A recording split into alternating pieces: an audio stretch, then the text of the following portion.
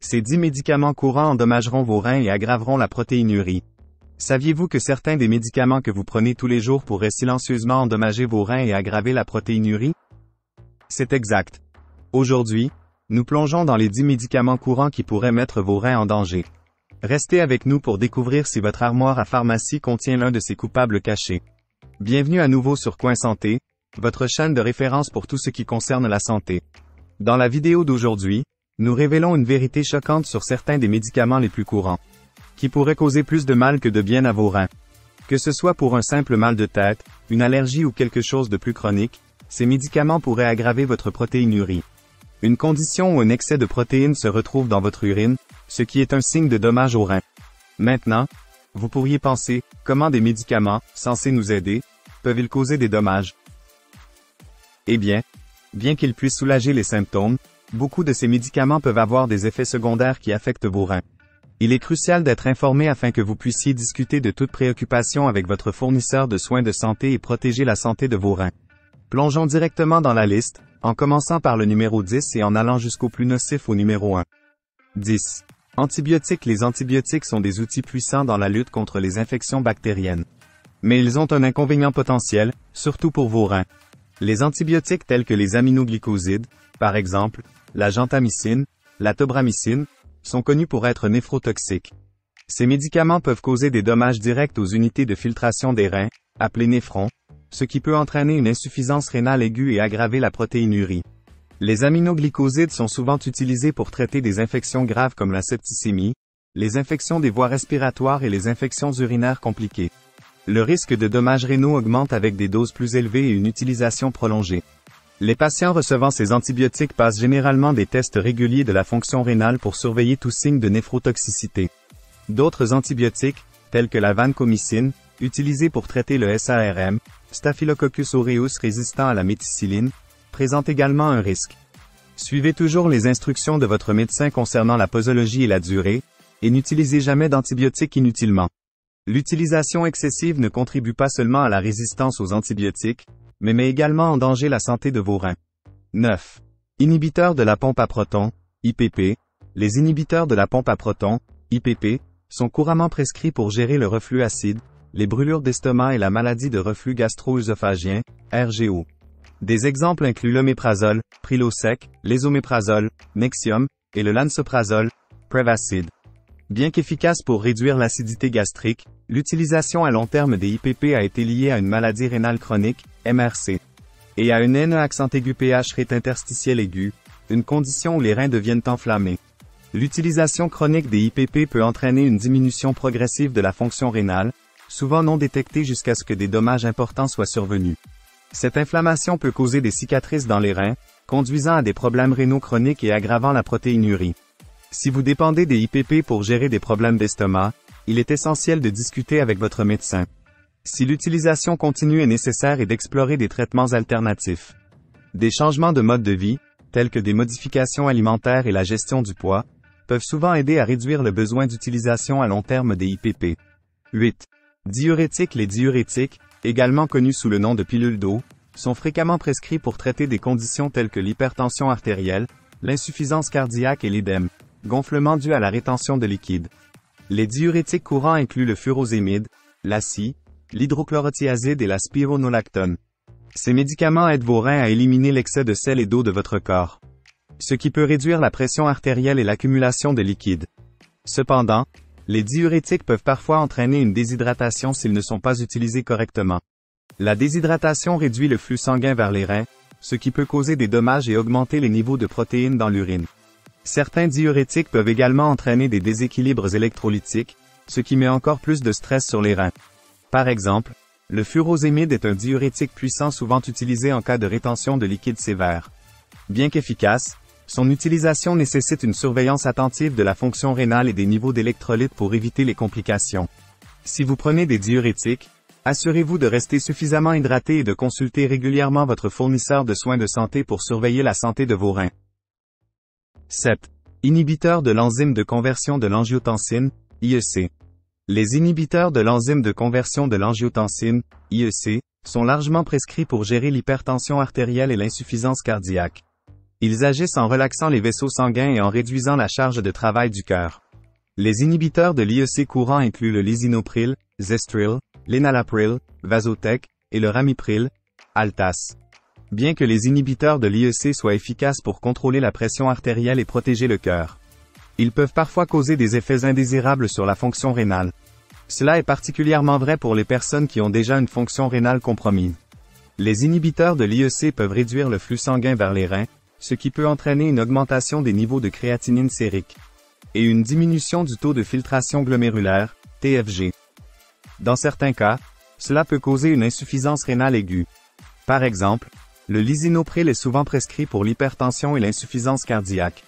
Les patients utilisant le lisinopril ou des médicaments similaires sont généralement conseillés de surveiller régulièrement leur fonction rénale par des analyses de sang qui mesurent les niveaux de créatinine et de potassium.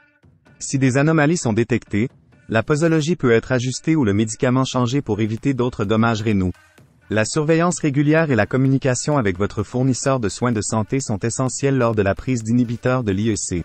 6. Statines. Les statines sont des médicaments utilisés pour abaisser les niveaux de cholestérol, ce qui aide à prévenir les maladies cardiovasculaires telles que les crises cardiaques et les accidents vasculaires cérébraux. Les statines courantes incluent l'atorvastatine, Lipitor, la simvastatine, Zocor, et la rosuvastatine, Crestor. Bien que les statines soient généralement bien tolérées, elles peuvent occasionnellement causer des effets secondaires liés aux muscles, tels que la myopathie ou la rhabdomyolyse. La rhabdomyolyse est une condition grave où le tissu musculaire se décompose rapidement, libérant une protéine appelée myoglobine dans le sang. La myoglobine peut être toxique pour les reins et entraîner une insuffisance rénale aiguë, ce qui peut aggraver la protéinurie. Par exemple, l'atorvastatine est l'une des statines les plus couramment prescrites. Bien qu'elle soit efficace pour abaisser le cholestérol, ses effets secondaires potentiels signifient que les patients doivent être vigilants quant à toute douleur ou faiblesse musculaire inhabituelle. Si vous ressentez de tels symptômes, il est crucial de les signaler immédiatement à votre médecin. La surveillance régulière de la fonction rénale et des enzymes musculaires peut aider à détecter tout signe précoce de complications. 5. Lithium. Le lithium est un stabilisateur de l'humeur couramment utilisé pour traiter le trouble bipolaire. Il aide à réduire la gravité et la fréquence des épisodes maniaques et dépressifs.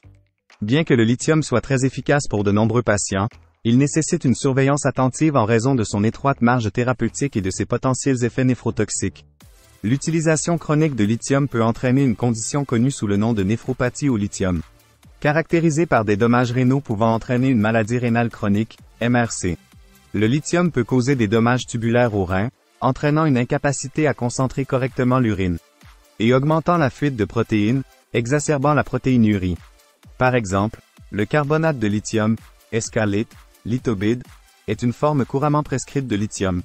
Les patients prenant du lithium doivent généralement passer des tests sanguins réguliers pour surveiller les niveaux de lithium, la fonction rénale et la fonction thyroïdienne. Maintenir la bonne posologie est crucial, car même de petites variations peuvent entraîner une toxicité ou des effets thérapeutiques insuffisants. La collaboration étroite avec un fournisseur de soins de santé garantit que la thérapie au lithium est à la fois efficace et sûre, minimisant le risque de dommages rénaux. 4. Médicaments antiviraux. Les médicaments antiviraux sont essentiels pour gérer les infections virales telles que le VIH, l'hépatite B et C, et l'herpès. Ces médicaments aident à contrôler la réplication virale, à réduire la gravité des symptômes et à prévenir la progression de la maladie. Les médicaments antiviraux courants incluent le tenofovir, Vired, l'adefovir, Epsra, et l'aciclovir, Zovirax. Cependant, certains médicaments antiviraux peuvent être néphrotoxiques, ce qui signifie qu'ils ont le potentiel de causer des dommages rénaux. Par exemple, le tenofovir, utilisé dans le traitement du VIH et de l'hépatite B chronique, peut entraîner une condition appelée syndrome de Fanconi. Ce syndrome affecte la capacité des reins à RE accent aigu absorber des substances essentielles dans le sang, les faisant perdre dans l'urine. Cela peut entraîner des dommages rénaux et une augmentation de la protéinurie. L'adefovir, utilisé pour l'hépatite B, et l'aciclovir, utilisé pour les infections herpétiques, peuvent également causer des problèmes rénaux, en particulier s'ils ne sont pas pris avec une hydratation adéquate. Ces médicaments peuvent se cristalliser dans les reins, entraînant des blocages et des dommages aux tissus rénaux. Les patients prenant ces médicaments doivent passer des tests réguliers de la fonction rénale et rester bien hydratés pour minimiser le risque de dommages rénaux. Discutez toujours de toute préoccupation ou symptômes, tels qu'une diminution de la production d'urine ou un gonflement, avec votre fournisseur de soins de santé pour garantir une gestion rapide. 3. Chimiothérapie. Les médicaments de chimiothérapie sont essentiels pour traiter divers cancers en ciblant et détruisant les cellules cancéreuses à division rapide. Cependant, ces puissants médicaments peuvent également affecter les cellules saines, y compris celles des reins. Les médicaments de chimiothérapie connus pour être néphrotoxiques incluent le cisplatine, le méthotrexate et l'ifosfamide. Le cisplatine, utilisé pour traiter des cancers tels que le cancer des testicules, des ovaires et de la vessie, est connu pour ses effets néphrotoxiques. Il peut causer des lésions rénales aiguës en endommageant les cellules des unités de filtration des reins. Le méthotrexate, utilisé pour la leucémie et certains types de lymphomes, peut entraîner des dommages rénaux, en particulier à forte dose. L'ifosfamide, utilisé pour les sarcomes et les lymphomes, peut également causer des dommages rénaux et augmenter le risque de protéinurie. Par exemple, le cisplatine est souvent utilisé dans les protocoles de chimiothérapie, mais son potentiel néphrotoxique signifie que les patients doivent être étroitement surveillés. Des protocoles d'hydratation sont généralement suivis pour aider à éliminer le médicament des reins plus rapidement. Des tests sanguins réguliers pour surveiller la fonction rénale et une gestion proactive des effets secondaires sont essentiels pour minimiser les dommages rénaux. 2. Immunosuppresseurs. Les immunosuppresseurs sont des médicaments qui suppriment le système immunitaire et sont souvent prescrits pour les maladies auto-immunes et après les greffes d'organes pour prévenir le rejet. Les immunosuppresseurs courants incluent la cyclosporine, Neoral, Sandimmune, le tacrolimus, Prograf, et le mycophénolate mofétyl, Cellcept. Bien que ces médicaments soient essentiels pour prévenir le rejet d'organes et gérer les maladies auto-immunes, ils peuvent avoir des effets néphrotoxiques. La cyclosporine et le tacrolimus, en particulier, peuvent causer des dommages rénaux chroniques. En contractant les vaisseaux sanguins dans les reins, entraînant une réduction du flux sanguin et de la fonction rénale. Cela peut entraîner une augmentation de la protéinurie et des problèmes rénaux à long terme. Par exemple, la cyclosporine est utilisée pour prévenir le rejet d'organes chez les patients transplantés. Les patients prenant de la cyclosporine nécessitent une surveillance régulière des niveaux sanguins et de la fonction rénale pour garantir que le médicament reste dans une plage thérapeutique et ne cause pas de dommages. La collaboration étroite avec un fournisseur de soins de santé est nécessaire pour équilibrer les avantages de l'immunosuppression avec le risque de dommages rénaux. 1. Anti-inflammatoires non stéroïdiens, AINS. Les AINS font partie des médicaments les plus couramment utilisés pour le soulagement de la douleur, la réduction de l'inflammation et le contrôle de la fièvre. Les AINS populaires incluent l'ibuprofène, Advil, Motrin, le naproxène, Alve, et l'aspirine. Bien qu'ils soient efficaces pour un soulagement à court terme, les AINS peuvent être particulièrement nocifs pour les reins, surtout en cas d'utilisation prolongée ou à forte dose. Ces médicaments agissent en inhibant la production de prostaglandines, des substances qui aident à maintenir le flux sanguin vers les reins. En réduisant la production de prostaglandines, les AINS peuvent diminuer le flux sanguin vers les reins, entraînant une réduction de la fonction rénale et des lésions rénales aiguës. Cela peut entraîner une augmentation de la protéinurie et des dommages rénaux à long terme. Par exemple, l'ibuprofène est largement utilisé pour les maux de tête, les douleurs musculaires et l'arthrite. Cependant, l'utilisation chronique de l'ibuprofène, en particulier sans surveillance médicale, peut avoir un impact significatif sur la santé rénale. Il est crucial d'utiliser les AINS uniquement comme indiqué et d'éviter une utilisation prolongée, sauf si prescrit par un fournisseur de soins de santé. Ceci conclut notre liste des 10 médicaments courants qui pourraient endommager vos reins et aggraver la protéinurie. Il est important de se rappeler que bien que ces médicaments soient essentiels pour gérer diverses conditions de santé, être informé de leurs effets secondaires potentiels peut vous aider à prendre des mesures proactives pour protéger la santé de vos reins.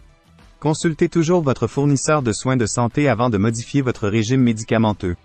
Et ne cessez jamais de prendre un médicament prescrit sans avis professionnel. Protéger la santé de vos reins est crucial, et être conscient de ces risques est la première étape. La surveillance régulière de la fonction rénale et la discussion de toute préoccupation avec votre médecin peuvent vous aider à naviguer votre traitement en toute sécurité. Si vous avez trouvé cette vidéo utile, donnez-lui un pouce en l'air et partagez-la avec des amis et de la famille qui pourraient bénéficier de ces informations. N'oubliez pas de vous abonner à Coin Santé pour plus de conseils sur le maintien de votre santé et de votre bien-être. Cliquez sur l'icône de la cloche pour ne manquer aucune mise à jour. Restez en bonne santé, restez informés, et nous vous verrons dans la prochaine vidéo.